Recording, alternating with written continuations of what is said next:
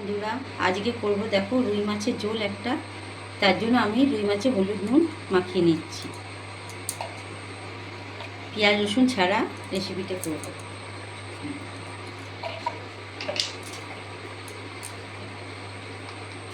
নুন দিয়ে দিলাম,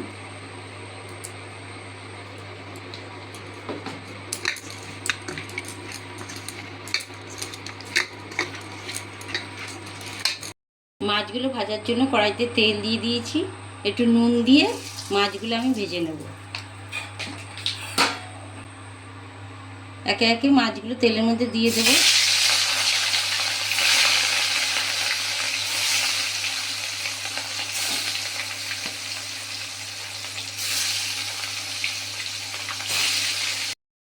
মাছগুলো এবারে উল্টে দেবো আমি।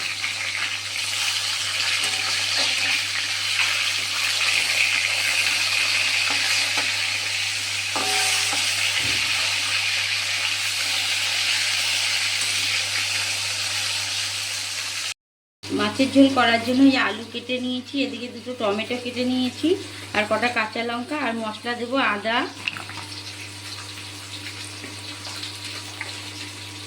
জিরে দিয়ে দেবো, কটা চাল মগজ দিয়ে দেবো। আমি এটা মিক্সিতে পেস্ট করে নেব। মাছগুলো ভাজা হয়ে গেছে, তুলে নেব।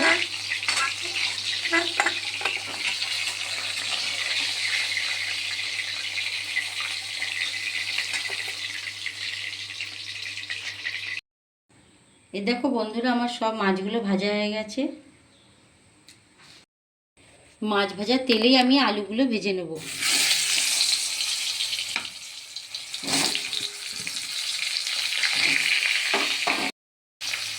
দিয়ে দেবো একটু হলুদ, নুন দিয়ে আলুগুলো আমি ভেজে নেব।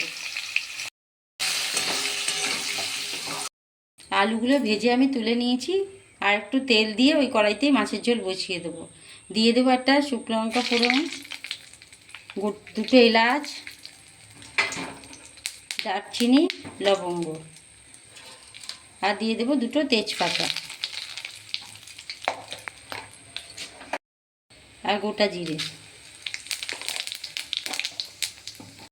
তেলের মধ্যে একটু চিনি দিয়ে দেব, এতে ঝোলের কালারটা ভালো হবে। বেটে রাখা মশলাটা দিয়ে দেব, আদা, জিরে আর ওই চাল মগজ।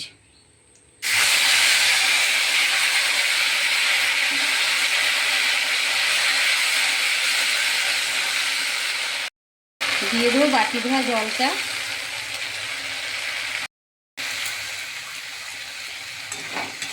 মশলাটা একটু ভাজা হয়ে গেছে, দিয়ে দেবো পেস্ট করা টমেটো। দিয়ে দেবো পরিমাণ মতো নুন,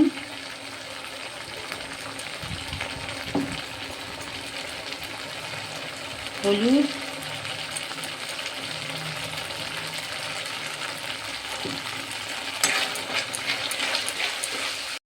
দিয়ে দেবো একটু ঝাল লঙ্কার গুঁড়ো,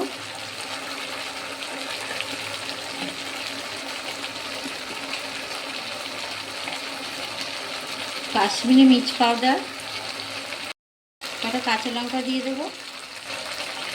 দিয়ে মশলাটা ভালো করে কষিয়ে নিই। মশলা ভালো করে কষানো হয়ে গেছে, দিয়ে দেবো ভেজে রাখা আলুগুলো। দিয়ে আমি ভালো করে মশলার সাথে আলু কষিয়ে নেব।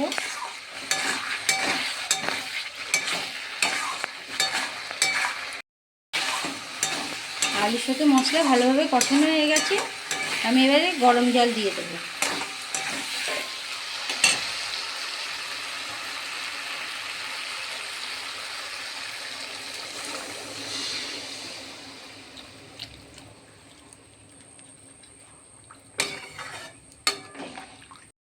মাছের ঝোলটা ভালো করে ফুটে গেছে, এবার দিয়ে দেবো মাছগুলো।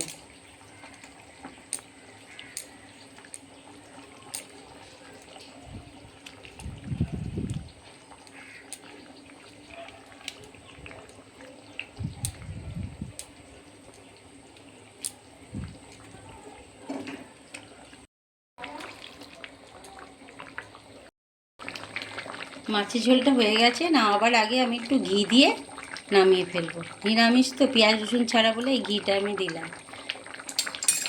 তোমরা চাইলে নাও দিতে পারো।